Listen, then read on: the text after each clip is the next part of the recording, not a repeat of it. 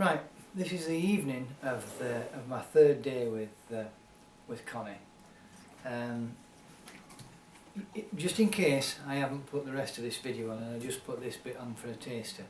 She was a very fearful mare that I've acquired, who had never been handled, and really I would say had been shown accidentally that how to keep people away from her, because every time she fired off with the back feet, of course people just bail out.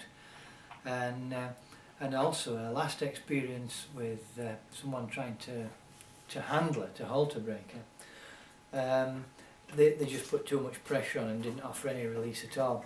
So I really had my work cut out with this little horse. Because she was so fearful, I decided not to put her in a round pen, which has left me with one of the tools of the trade completely gone, and that is to allow a horse the opportunity of flight. So I'm in a 10 by 10 stable, and her only alternative has been a fight. So she's quite a handful. She can fight for England, I'll tell you.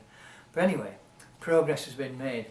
What I've done is I've taught her to yield her hind end, which she is very capable with, and you'll be able to see that she's still quite fearful of being approached by a human hand, but I'm sorting that out and we're almost there. I can get a little bit of snorting, but to stand steady whilst I deal with it. What I use is what they call some people call it a savvy stick, a carrot stick.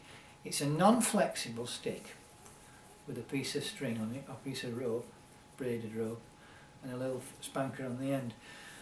The reason why you want it without the whip of such as a lunge whip is you don't want to put any sting into it. You just want to apply really either psychological pressure or a little bit of a push or a poke, and also you want to be able to just fling this bit of rope over the horse and show it that it's not something to fear.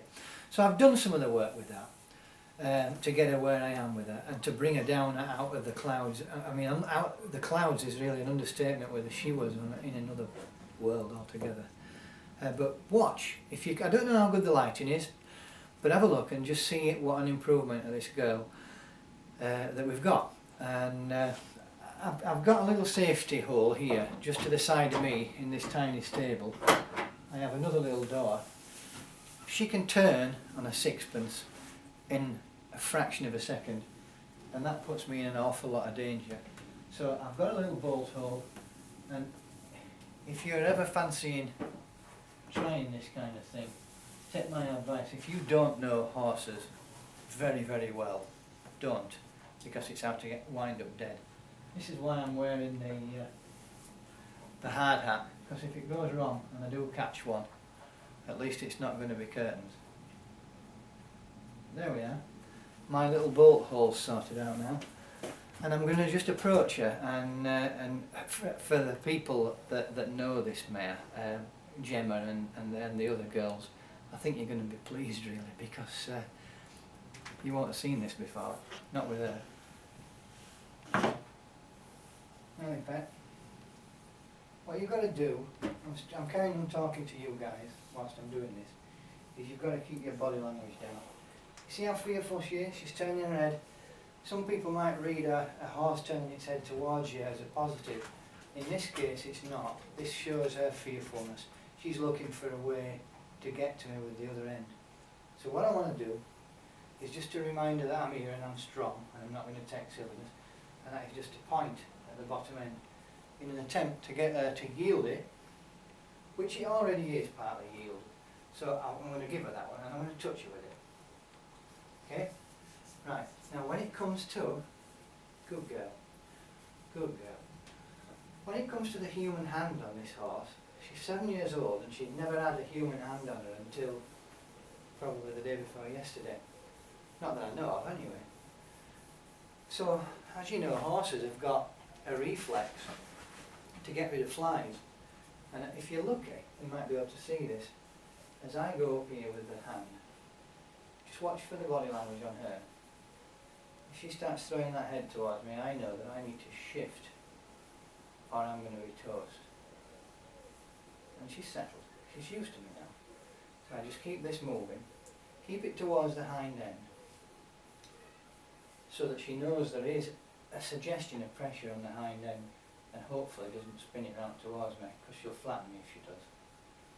But the hand's going out. Can you see she's getting fearful? Right, I'll bring the stick up and just rub with a stick. Crazy that a stick is less frightening than a human hand to a horse, but it is if she hasn't been hit with it. Here we go. I'm going to go again with the hand. She's expecting it now because we've done this. It's an hour or two ago that we've done it. When the hand goes on here, you'll see the fly reflex. See that? Plant the hand. That stops the fly reflex. Take the stick away. That takes away the psychological pressure. And I'm just going to stop talking for a second now, because really I owe this horse big time for trusting me to do this.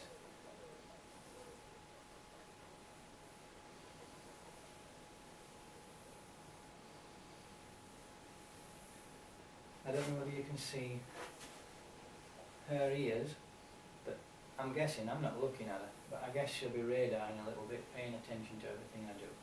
Gentle pressure all along her back, down to her rump. Now I know that I've got an issue that I've got to overcome really soon. She's safe around her rump, she doesn't mind, because she knows her guns are in there and she can knock me flat with it. The issue that I've got is she knows that she lives inside her head. So she's got rules, and the rules are, at this moment in time, you come any further forward than that and I'm going to leave the planet. Right? So I'm just a third of the way up her neck, and I've got to be careful that I don't overcook this. I'm alright on the mane, but I'm going to allow you to see what happens if you get too clever. And I'm going to just put my hand up towards her head, and her body language just leap out of the stable. Well, she's making a liar of me because she's accepting me now, which I'm chuffed about. You can't see the bottom end, but I've got a disengaged leg here. She's cocked one at the back, and when it's cocked, it's not loaded, and that's a massive compliment for me, because she's saying I'm relaxed in your presence. So for everybody out there who's following the progress of this lovely little mare, this is where we are so far, and I'm quite happy. And that's the time to leave it. Leave it on a good note every time if you can.